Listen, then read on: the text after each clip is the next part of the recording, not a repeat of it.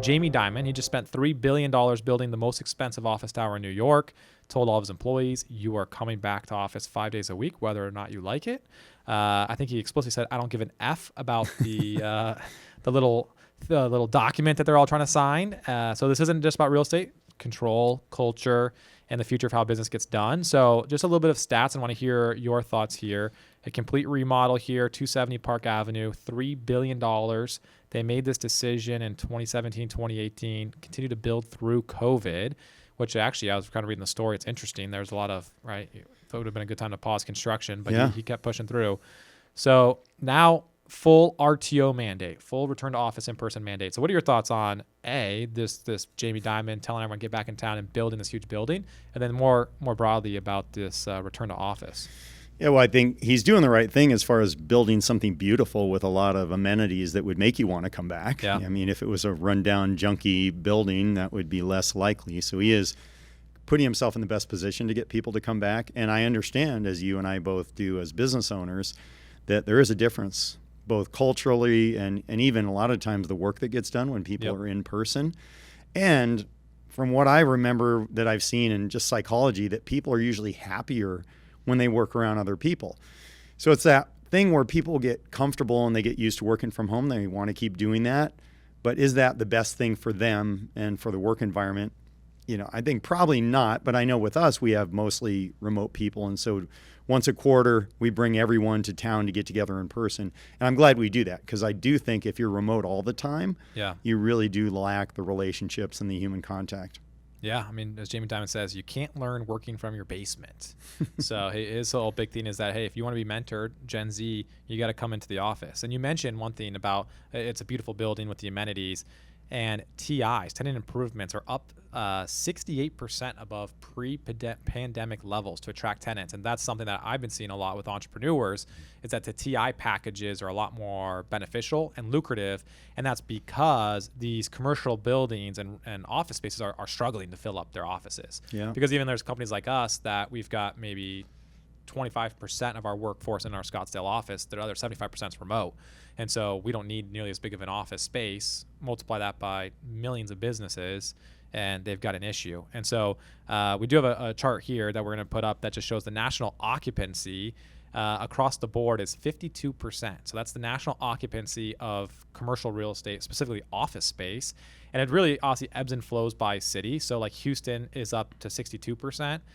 New York City is down to 44%. This is data as of August. Law firms of all of the different industries have the highest occupancy. So it's interesting that law firms are pulling people in. Maybe it's because the associates need more kind of mentoring, but curious why law firms of all the different verticals are the ones that are doing most in person. But what are your thoughts and reactions to that? Well, one thing that I think there's a shadow thing going on too. I think there are people who are utilizing this, for example, not to have daycare, so that they don't have daycare, they're staying at home with their kid. Well, if they go into the office, that game is over. They can't do that.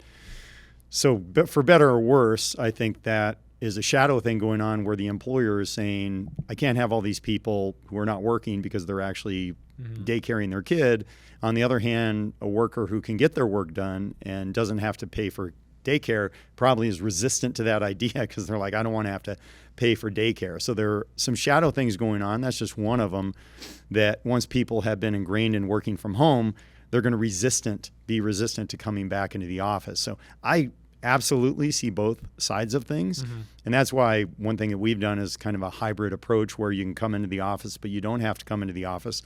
But if you're running a huge company like JPMorgan, I think you probably do have to have a mandate, because if you leave it up to the employee, then you're going to just have that building you just paid $3 billion for that's going to be empty. Yeah, but they made a strategic decision, right, to keep building and pushing through in 2020, whereas when he could have abandoned the project. So obviously he wanted to continue to invest through the cycles, which I think is what he's quoted as saying at JPMorgan, we invest through the cycles.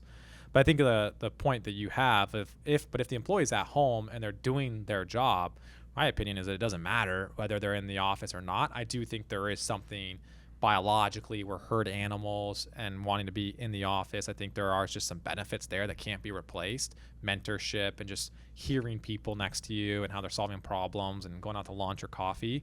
But I also think that, hey, if someone is hitting the metrics, and sometimes I think it's easier for a company to just say, hey, everyone go back to the office, then put in the systems and the processes to be able to measure and define success clearly. Because if a company can clearly define success in terms of the outcomes, then the inputs shouldn't matter, right? All that matters is the output. So that's kind of where I land on that piece. Yeah, I'd mostly agree with you. I do believe that most people grow more, learn more when they're around other people. Yep. As you said, mentoring. I mean, that's a huge thing that's so hard to get through Zoom calls. There's just a part of being in the office that doesn't change.